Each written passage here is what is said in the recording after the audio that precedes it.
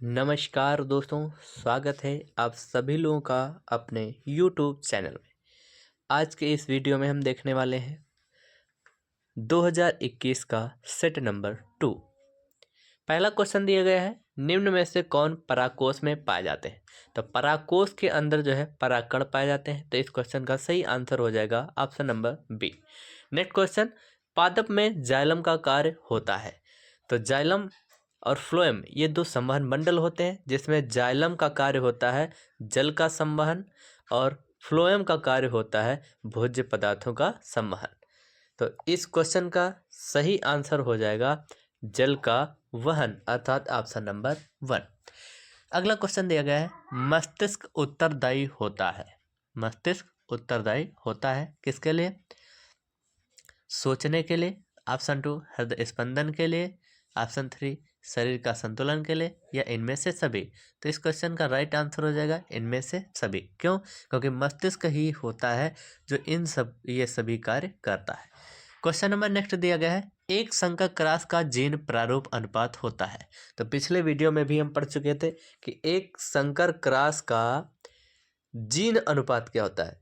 पिछले क्वेश्चन में था केवल अनुपात पूछ रहा था कि एक संकर क्रॉस का अनुपात क्या होता है, तो वहां पर था 3:1। लेकिन यहाँ पर आपको बाध्य कर रहा है, जीन प्रारूप कह रहा है, यानी कितने प्रकार के जीन मिलते हैं। तो इस क्वेश्चन का राइट आंसर हो जाएगा ऑप्शन नंबर बी, 1:2:1। अगर ये दृश्य प्रारूप पूछता तो यही हमारा आंसर क्या हो जाता, 3:1 हो जाता। ठीक है, बढ़ते हैं नेक्स्ट क्वेश्चन की ओर। अगला क्वेश्चन है, केंद्रक यानी गुणसूत्र बना होता है। गुणसूत्र किसका बना होता है? सभी को पता है, गुणसूत्र जो होते हैं हमारे शरीर में 23 जोड़ी होते हैं, अर्थात 46 होते हैं।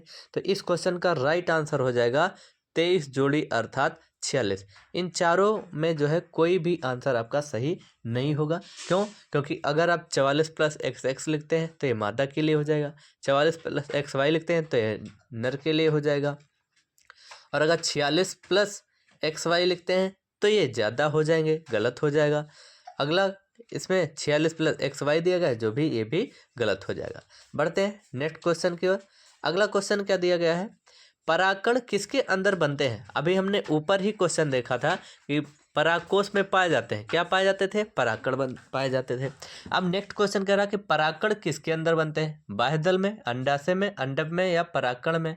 तो इसका सही आंसर हो जाएगा परागकोश। यहाँ पर रॉन्ग विकल्प लिखा हुआ है, परागकण नहीं परागकोश होना चाहिए था। ठीक है, तो इस क्वेश्चन का सही आंसर हो जाएगा परागकोश। ठीक है, बढ़ते हैं नेक्स्ट क्वेश्चन की ओर। मानव वृक्क का कार्य होता है, वृक्क का कार्य होता है उत्सर्जन करना। इस क्वेश्चन का सही आंसर हो जाएगा ऑप्शन नंबर सी। आगे बढ़ते हैं, नेक्स्ट क्वेश्चन है हमारा, वातरंध्र यानी स्टोमेटा क्या है, ये कहाँ पाए जाते हैं, इनकी उपयोगिता बताइए। तो रंध्र क्या होते हैं? रंध्र तो पत्ती की ऊपरी तथा निचली दोनों सतहों पर पाए जाते हैं। अगर वातरंध्र की बात हो रही तो वातरंध्र जो है पौधे के ऊपर पाए जाते हैं। इनका कार्य क्या होता है? इनका कार्य होता है वाष्पोत्सर्जन करना। क्या होता है? वाष्पोत्सर्जन करना। वाष्पोत्सर्जन क्या होता है? पौधे के वायवीय भाग से होने वाली जल की हानि। मतलब इसके द्वारा क्या करते हैं, आवश्यकता से अधिक जो जल होता है इसको ये वायुमंडल में छोड़ देते हैं, जिसके कारण क्या होता है, इनके शरीर का तापमान भी बना रहता है। ठीक है, चलिए बढ़ते हैं नेक्स्ट क्वेश्चन की ओर। अगला क्वेश्चन कह रहा है कि लार यानी सलाइवा क्या है, इसकी उपयोगिता का विवरण उदाहरण सहित दीजिए। लार क्या होता है? लार ग्रंथियों के द्वारा स्रावित होता है। इसके द्वारा क्या होता है, लार क्या करती है, भोजन को निगलने में सहायता करती है। साथ ही साथ लार में 3 प्रकार के पदार्थ स्रावित होते हैं। पहला होता है टाइलिन एंजाइम, जो कि क्या करता है, मंड का पाचन करता है। दूसरा एमाइलेज होता है, जो कि क्या करता है, कार्बोहाइड्रेट का पाचन करता है। तीसरा होता है लाइसोजाइम, ये क्या करता है, प्रतिजीवाणु होता है, अर्थात ये जीवाणु वगैरह को क्या करता है, नष्ट कर देता है। बढ़ते हैं, नेक्स्ट क्वेश्चन है, पौधों में परागण का क्या महत्व है। अगर हम परागण की बात करते हैं तो परागण एक ऐसी प्रक्रिया होती है जिसके द्वारा पौधों में जनन होता है। अच्छा, किस प्रकार का जनन होता है अगर पूछा जाए तो लैंगिक जनन पाया जाता है। ठीक है, परागण की क्रिया प्रायः पुष्पी पादपों में होती है, जिसके द्वारा ये क्या करते हैं, लैंगिक जनन करते हैं। परागण परागण की परिभाषा क्या होती है? परागकोश से परागकण का निकलकर परागकोश से परागकण का निकलकर अपने ही पुष्प की वर्तिकाग्र, भाई ये वर्तिकाग्र होने हैं, ये पुष्प है, ये दूसरा पुष्प है। तो अगर पराग यहाँ से अगर मान लीजिए ये परागकण निकले तो या तो अपने ही पुष्प की वर्तिका पे जाए या फिर दूसरे पुष्प की वर्तिका पे जाए। इस क्रिया को ही हम क्या कहते हैं, परागण कहते हैं। ठीक है, मतलब परागण क्या है, इसमें केवल परागकोश से परागकण निकलते हैं और उसी पुष्प की वर्तिकाग्र पर पहुंच जाते हैं। ठीक है, अगर हम आगे बात करते हैं कि इसका महत्व क्या है, तो इससे नई जातियों का विकास होता है, पादपों में जनन होता है, नए पौधे विकसित होते हैं, ये सभी इसके महत्व हो जाएंगे। ठीक है, इसके विभिन्न प्रकार तो बता दिया गया, 2 प्रकार के होते हैं, एक स्वपरागण होता है, दूसरा परपरागण होता है। स्वपरागण किसे कहते हैं, तो जब परागकोश से परागकण निकलते हैं, जब ये चलिए ये यहाँ से मान लीजिए परागकोश बना परागकण है, ये यहाँ से परागकण निकले और कहाँ जाए, स्वयं की पुष्प की वर्तिका पे आ जाए, तो इसको हम कहेंगे स्वपरागण। अब अगर यही क्या होता कि इस पुष्प के परागकण निकलकर इस पुष्प पे आ जाए, यानी दूसरे पुष्प की वर्तिका पे चले जाए, तो यह क्रिया क्या कहलाएगी, यह क्रिया कहलाती है क्रॉस पॉलिनेशन, यानी परपरागण कहलाता है। ठीक है,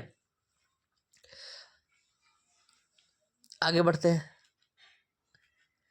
यकृत के कार्यों का उल्लेख कीजिए। अभी हम पिछले वीडियो में हम पढ़ चुके हैं, यकृत के तमाम कार्य होते हैं, जैसे कि हिपैरिन का स्राव होता है, यूरिया का संश्लेषण होता है, विटामिन ए और डी का संश्लेषण होता है, लौह पदार्थों का संचय होता है। अगला पॉइंट हो जाएगा इसका कि ये आवश्यकता से अधिक भोजन को ग्लूकोज को ग्लाइकोजन के रूप में संचित कर लेती है। ठीक है, ऐसे तमाम कार्य हो जाएंगे। बढ़ते हैं नेक्स्ट क्वेश्चन की तरफ। अगला क्वेश्चन दिया गया है, मानव हृदय के विभिन्न भागों का नामांकित चित्र बनाइए। अब ये 6 नंबर का क्वेश्चन है, तो यहाँ पर मतलब हमको क्या पढ़ना है, हृदय की आंतरिक संरचना पढ़नी है। अच्छा, हृदय किससे संबंधित है, परिसंचरण तंत्र से संबंधित है। हृदय का कार्य क्या होता है अगर पूछा जाए, तो हृदय का कार्य होता है कि अशुद्ध रुधिर को फेफड़ों तक पहुंचाना, अशुद्ध रुधिर को कहाँ पहुंचा देना, फेफड़ों तक पहुंचा देना, और शुद्ध रुधिर को शरीर के विभिन्न अंगों में पहुंचा देना। मतलब अगर हम इसकी बात करें तो इसका कार्य होता है ब्लड को पंप करना। क्या होता है इसका कार्य, इसका कार्य होता है ब्लड को पंप करना। ठीक है, साधारणतः ये स्ट्रक्चर इस प्रकार से बना दी जाती है। बाकी अब विधिवत जो है किताब से देख सकते हैं, क्योंकि स्क्रीन पर जो है फिगर बनाया नहीं जा सकता है। ठीक है, चलिए बढ़ते हैं नेक्स्ट क्वेश्चन की तरफ। अगला क्वेश्चन दिया गया है, जीवों के जीवन में पानी के महत्व का उल्लेख कीजिए। जल ही जीवन है, सभी ने पढ़ रखा है, जल ही जीवन है। इसके बारे में कोई ज़्यादा विशेष हमको बताने की आवश्यकता नहीं है, क्योंकि आप सभी लोग पढ़े लिखे हैं, जानते भी हैं कि जल का महत्व हमारे जीवन में क्या है। जल के बिना जीवन असंभव है, एक कहावत कही गई है, क्योंकि सभी को पता है अगर जल नहीं होगा तो हमारा जीवन संभव नहीं है। क्योंकि हमारा प्रत्येक कार्य, वो चाहे दैनिक क्रिया के हो चाहे जो भी हो, हम प्रत्येक कार्य के लिए हमें पानी की आवश्यकता होती है। ठीक है, चलिए, अगर आपको वीडियो अच्छा लगा हो तो please like share comment and subscribe to our YouTube channel. Thanks for watching me.